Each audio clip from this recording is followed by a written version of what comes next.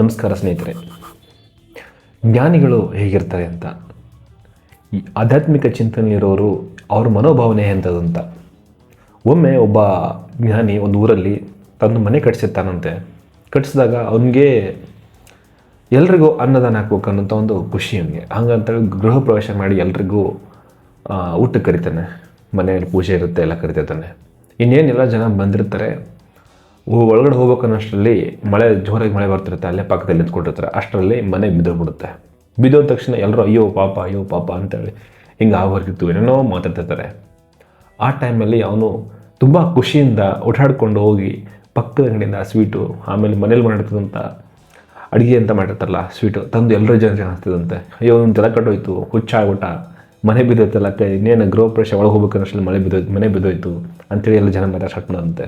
ಆವಾಗ ಅವನು ಹೇಳ್ದಂತೆ, ಮನೆ ದೇವರು ಎಷ್ಟು ಒಳ್ಳೆಯದಲ್ಲ, ಎಂಥ ಅದ್ಭುತ ಅಲ್ಲ ದೇವರು ಅಂತಂದಂತೆ. ಆವಾಗ ಜನರೆಲ್ಲ ಗಾಬರಿಯಿಂದ ಅವನ ಮುಖ ನೋಡಿದ್ರಂತೆ. ನಿನಗೆ ಹುಚ್ಚ ಹಿಡಿದಿದೆ ಪಕ್ಕ ಅಂದ್ರಂತೆ.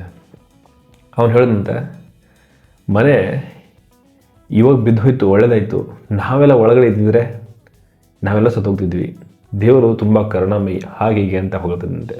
ಅಂದರೆ ನೆಗೆಟಿವ್ ಸಿಚುವೇಷನಲ್ಲಿ ಕೂಡ ಪಾಸಿಟಿವ್ ಆಗಿ ಯೋಚನೆ ಮಾಡೋಂತಹವರು ಜ್ಞಾನಿಗಳು ಮಾತ್ರ. ಯಾರು ಜಾಸ್ತಿ ಜ್ಞಾನ ಆಮೇಲೆ ಆಧ್ಯಾತ್ಮಿಕ ಚಿಂತನೆಯಲ್ಲಿ ತಮ್ಮನ್ನು ತಾವು ತೊಡಗಿಸ್ಕೊಂಡಿರ್ತಾರಲ್ಲ, ಅವರೆಲ್ಲ ಈ ಥರ ಸಿಚುವೇಷನ್ಗಳೆಲ್ಲ ಸೂಕ್ಷ್ಮ ಹ್ಯಾಂಡಲ್ ಮಾಡ್ತಾರೆ. ಅಂದರೆ ಯಾವುದನ್ನೂ ತಮ್ಮ ಮೇಲೆ ತೊಗೊಳ್ಳೋದಿಲ್ಲ. ಏನೇ ತೊಗೊಂಡ್ರೂ ಪಾಸಿಟಿವ್ ತೊಗೋತಾರೆ. ಇದರಿಂದ ಒಂದು ಪಾಸಿಟಿವ್ ಸೈಡಿಂದ ನೆಗೆಟಿವ್ ಸೈಡ್ಗಿಂತ ದೊಡ್ಡ ತೊಂದರೆ ಪಾಸಿಟಿವ್ ಸೈಡು.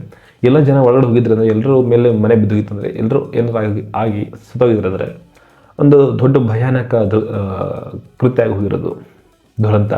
ಹಂಗಂದೇಬಿಟ್ಟು ಅಷ್ಟು ಅಂಥ ಸಿಚುವೇಶನ್ ಕೂಡ ಆ ಥರ ಯೋಚನೆ ಮಾಡೋ ಮೆಂಟಾಲಿಟಿ ಇದು ಬೇರೆ ಬರೋದು ಜ್ಞಾನಿಗಳಿಗೆ ಮಾತ್ರ. ಹಾಗಂತ ಹೇಳ್ಬಿಟ್ಟು ಎಲ್ಲರಿಗೂ ಅಂತ ಇರೋಲ್ಲ, ಎಲ್ಲರಿಗೂ ಇರುತ್ತೆ. ಬಟ್ ಧ್ಯಾನ ಮಾಡೋರಿಗೆ ಒಂದು ಸ್ವಲ್ಪ ಜಾಸ್ತಿ ಇರುತ್ತೆ ಅಂತ ಹೇಳ್ತೀನಿ. ಧನ್ಯವಾದಗಳು.